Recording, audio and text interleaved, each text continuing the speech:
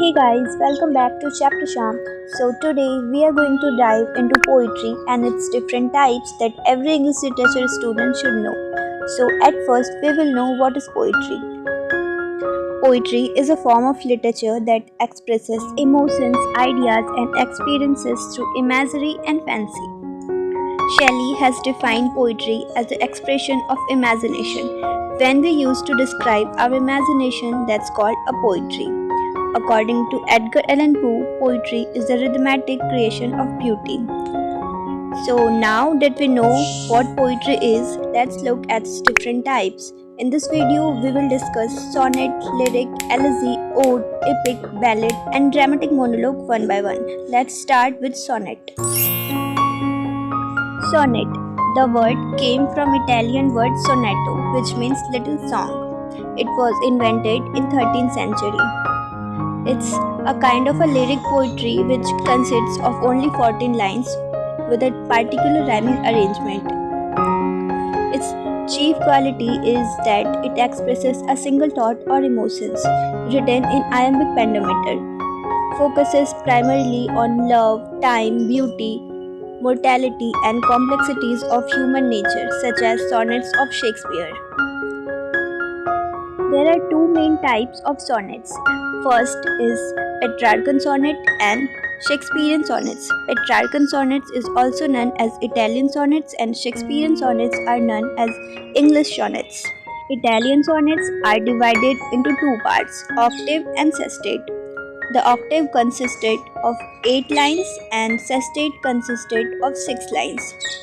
The octave typically presented a problem or questions and sestet provides a solution. In Shakespearean sonnets, there are 3 stanzas of 4 lines and 1 couplet of 2 lines. Next we have lyric, the another type of poetry. It is used to express personal feelings, emotions, thoughts of an individual. It is often presented from the first person view of the speaker of the poem.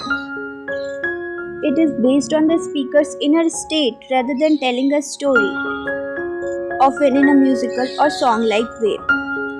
It uses frequently figurative language like metaphors and similes to describe intense emotions and experiences.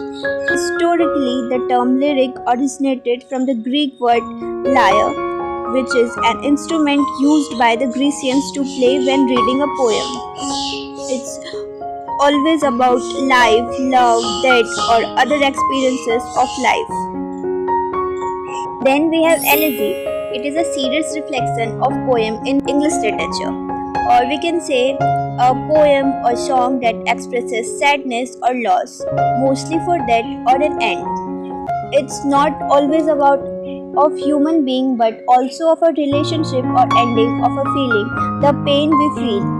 The word elegy came from a Greek word elegia, which means a mournful poem that means sad or upset.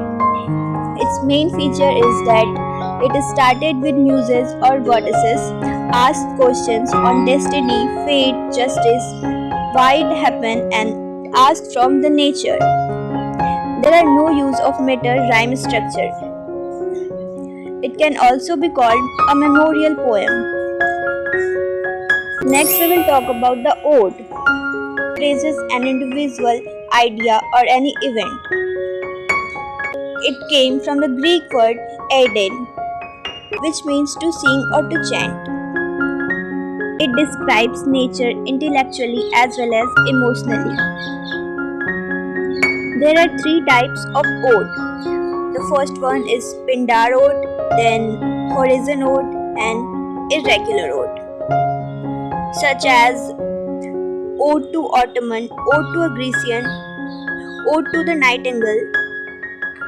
Now coming to the next type, which is epic.